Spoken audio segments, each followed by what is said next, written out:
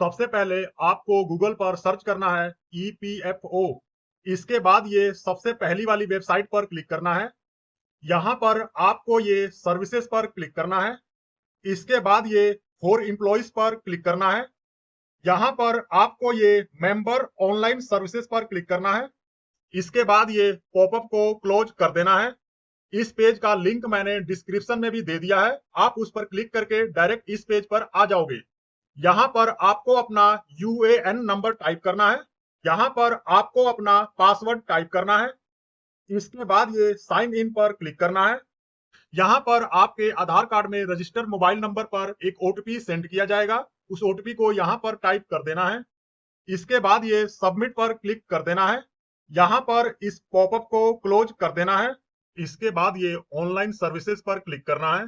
यहाँ पर ये क्लेम वाले ऑप्शन पर क्लिक करना है। यहाँ विड्रॉवल से पहले कुछ बातों का ध्यान रखना है। जैसे कि आपके पीएफ में डेट ऑफ एग्जिट मेंशन होना चाहिए। आपके पीएफ में आधार, बैंक और पैन कार्ड का केवाईसी वेरीफाइड होना चाहिए। और अगर आपने एक से ज्यादा कंपनीज में काम किया है तो सभी पुरानी कंपनीज का पैसा लेटेस्ट कंपनी में ट्रांसफर कर लेना है, क्योंकि आप सभी कंपनीज का पूरा पैसा सिर्फ अपने लेटेस्ट कंपनी से ही निकाल सकते हैं। अगर आपका इन तीनों में से कोई भी काम अधूरा है तो आप ये तीनों काम खुद ऑनलाइन कर सकते हैं। इसके लिए मैंने अलग से वीडियोस बनाया है। इन तीनों ही वीडियोस का लिंक मैंने डिस्क्रिप्शन में दे दिया है, आप उन तीनों पर क्लिक करके देख सकते हैं। तो पहले ये चेक कर लेते हैं कि हमारे कंपनी में डेट ऑफ एग्जिट मेंशन है या नहीं। चेक करने के लिए व्यू पर क्लिक करना है। इसके बाद ये सर्विस हिस्ट्री पर क्लिक करना है। तो हमारा यहाँ डेट ऑफ एग्जिट ऐड किया गया है। अगर यहाँ पर नॉट अवेलेबल शो करेगा तो पहले आपको डेट ऑफ एग्जिट ऐड कर लेना है। वीडियो का लिंक डिस्क्रिप्शन में मेंशन किया गया है। तो यहाँ पर आपको अपने बैंक का अकाउंट नंबर टाइप करना है जो आपके पीएफ के केवाईसी में वेरीफाइड है। तो पहले ये चेक कर लेते हैं कि कौन से बैंक का अकाउंट नंबर पीएफ के केवाईसी में वेरीफाइड है। चेक करने के लिए मैनेज पर क्लिक करना है। इसके बाद ये केवाईसी वाले ऑप्शन पर क्लिक करना है। तो यहाँ पर आपको अपने वेरीफाइड बैंक का अकाउंट नंबर शो करेगा और यही अकाउंट नंबर आपको विड्रॉवल के समय टाइप करना है। तो मैंने यहाँ अकाउंट नंबर टाइप कर दिया है। इसके बाद ये वेरीफाई पर क्लिक करना है।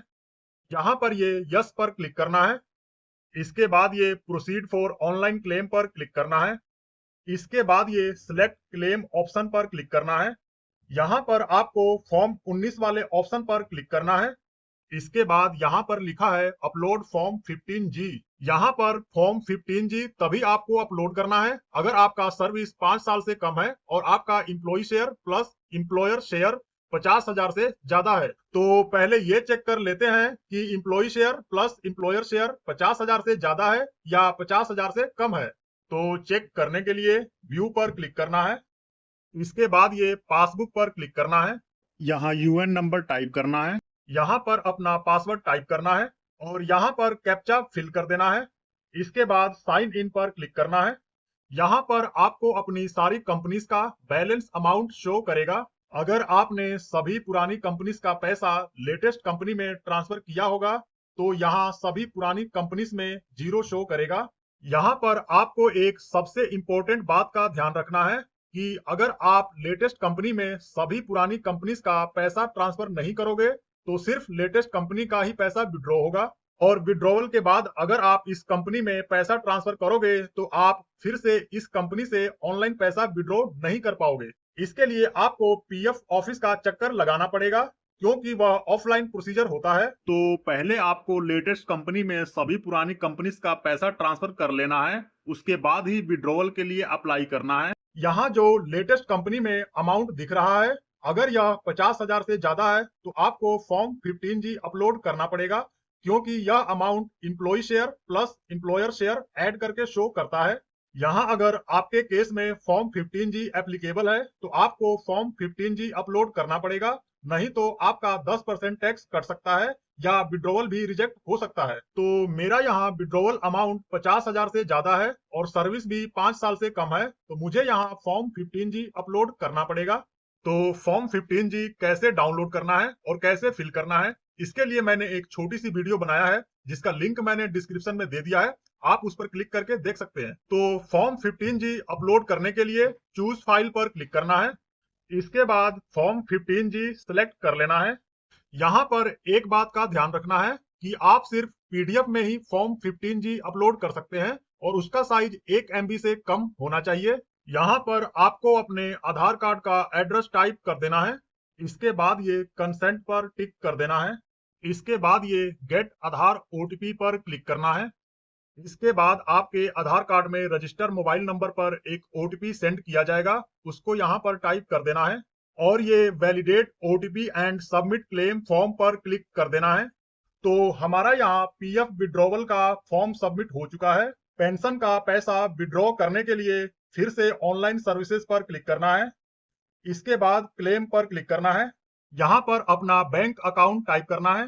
इसके बाद वेरीफाई पर क्लिक करना है। यहाँ यस पर क्लिक करना है। इसके बाद प्रोसीड फॉर ऑनलाइन क्लेम पर क्लिक करना है। यहाँ सिलेक्ट क्लेम ऑप्शन पर क्लिक करना है।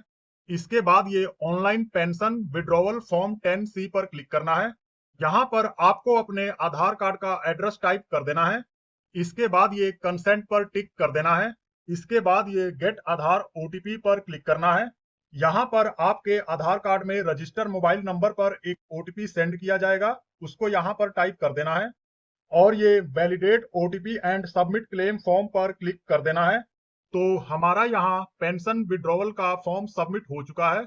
ये दोनों क्लेम का स्टेटस चेक करने के लिए ऑनलाइन सर्विसेज पर क्लिक करना है। इसके बाद ये ट्रैक क्लेम स्टेटस पर क्लिक करना है। तो यहाँ पर आपको अपने क्लेम का स्टेटस दिखाई देगा।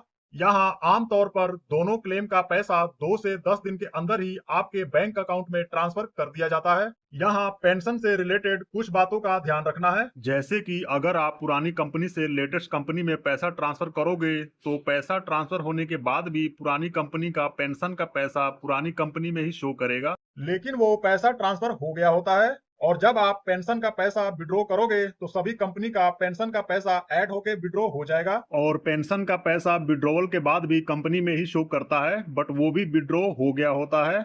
अगर आप किसी कंपनी में लगातार 10 साल से ज्यादा काम कर चुके हो तो आप पेंशन का पैसा विड्रॉ नहीं कर पाओगे। अगर आप पेंशन का पैसा विड्रॉ करना चाहते हैं तो आप 10 साल कंप्लीट होने से पहले ही काम छोड़ सकते हैं। अगर आप हमसे कोई पीएफ का काम करवाना चाहते हैं तो स्क्रीन पर दिए गए नंबर पर व्हाट्सएप कर सकते हैं।